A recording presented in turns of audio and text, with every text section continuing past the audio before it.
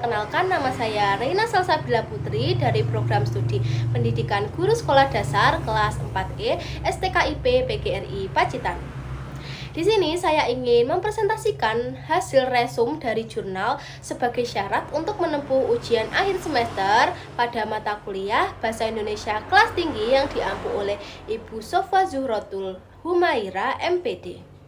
Dengan jurnal yang berjudul Pengembangan Media Pembelajaran Digital untuk Meningkatkan Literasi Membaca Siswa Sekolah Dasar. Dengan penulisnya Adelina Suryahati Pawestri, nama jurnal penerbitnya Jurnal PGSD Indonesia Universitas PGRI Yogyakarta, volume 11, nomor 1 tahun 2025. Latar belakang jurnal. Penulisan jurnal ini dilatar belakangi oleh kemampuan literasi membaca anak SD di Indonesia ini masih sangat memprihatinkan. Hal ini ditinjau berdasarkan hasil survei Program for International Student Assessment atau PISA pada tahun 2022. Bahwa skor rata-rata kemampuan literasi membaca anak di Indonesia ini hanya mencapai angka 375,296 yang menempatkan Indonesia pada peringkat rendah dalam skala penilaian internasional, sehingga diperlukan upaya untuk meningkatkan kemampuan literasi membaca anak dan upaya meningkatkan kualitas pembelajaran. Upaya yang dapat dilakukan dengan penguatan proses pembelajaran melalui inovasi dalam penggunaan media pembelajaran dan juga metode pembelajaran yang kini menjadi kebutuhan mendesak dalam menghadapi tantangan rendahnya literasi membaca di kalangan anak sekolah dasar. Di sisi lain, perkembangan teknologi digital kini semakin pesat. Perkembangan teknologi digital membantu serta membuka peluang besar dalam memperkaya proses pembelajaran literasi membaca di sekolah dasar. Dengan adanya teknologi digital ini, kita dapat memanfaatkannya sebagai media pembelajaran berbasis digital seperti e-book, video pembelajaran, aplikasi literasi, dan juga game edukasi untuk meningkatkan minat literasi pembacaan. Hal ini dapat dibuktikan oleh Bugahu dan Prasetyo pada tahun 2020 bahwa pengembangan e-book story sebagai media pembelajaran berbasis digital secara signifikan dapat meningkatkan literasi membaca siswa sekolah dasar. Oleh karena itu, penulis mengangkat penelitian ini untuk mengkaji terkait bagaimana pengembangan media pembelajaran berbasis digital ini dapat mendukung peningkatan minat literasi membaca anak sekolah dasar. Kemudian tujuan penelitian. Dalam penelitian ini, penulis mengungkapkan bahwa penelitiannya ini bertujuan untuk mengeksplorasi pengembangan media pembelajaran berbasis digital yang bisa membantu meningkatkan kemampuan literasi membaca anak sekolah dasar.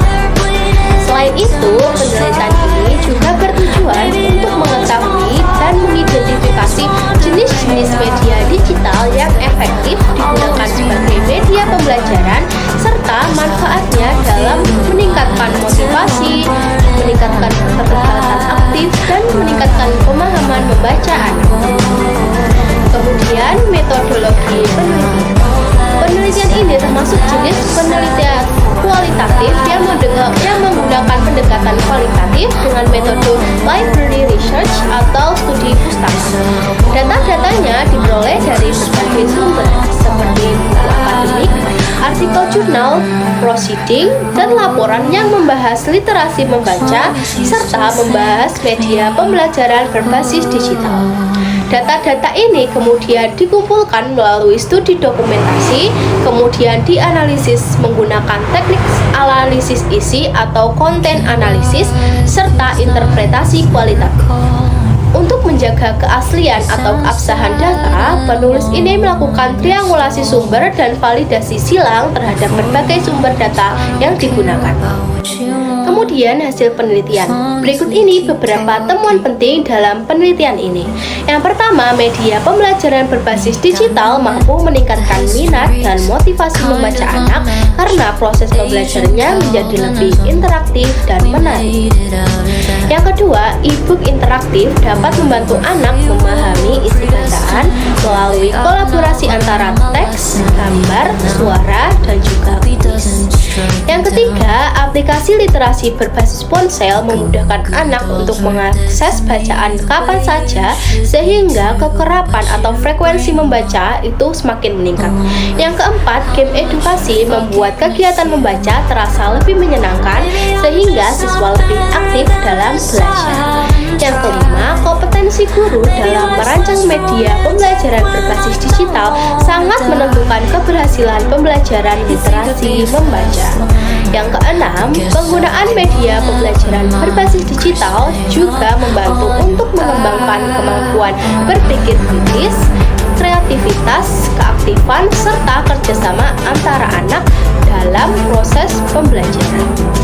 Kemudian kesimpulannya, dalam penelitian ini penulis menyimpulkan bahwa pengembangan media pembelajaran berbasis digital memberikan pengaruh positif terhadap peningkatan minat dan motivasi literasi membaca anak sekolah dasar.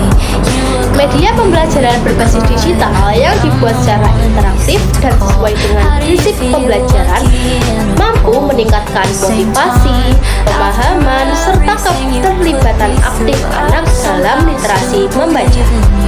Selain itu, media pembelajaran berbasis digital juga membantu mendukung interaksi antara guru dengan anak sehingga pembelajaran menjadi lebih efektif. Oleh karena itu, guru perlu meningkatkan kemampuan dalam mengembangkan media pembelajaran berbasis digital agar proses pembelajaran semakin menarik, interaktif, dan mampu meningkatkan kualitas literasi membaca anak secara berkelanjutan.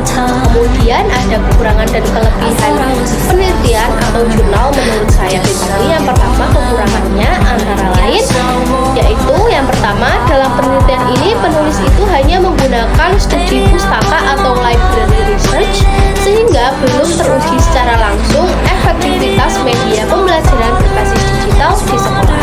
Yang kedua, penelitian ini lebih berfokus pada teori sehingga masih diperlukan lagi penelitian lebih lanjut berbasis eksperimen atau penelitian di lapangan. Yang ketiga, penelitian ini belum membahas terkait kendala yang mungkin terjadi di sekolah seperti kendala keterbatasan fasilitas teknologi dan juga akses internet. Kemudian kelebihan pada penelitian ini antara lain yang pertama, dalam penelitian ini itu pembahasannya lebih lengkap karena didukung oleh banyak sumber-sumber data yang relevan.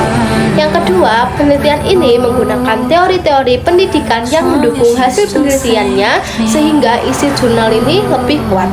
Yang ketiga, penelitian ini menggunakan bahasa yang mudah dipahami serta sistematika penulisannya sangat rapi dan sistematis.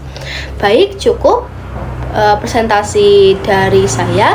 Bila ada salah kata mohon maaf. Wassalamualaikum warahmatullahi wabarakatuh.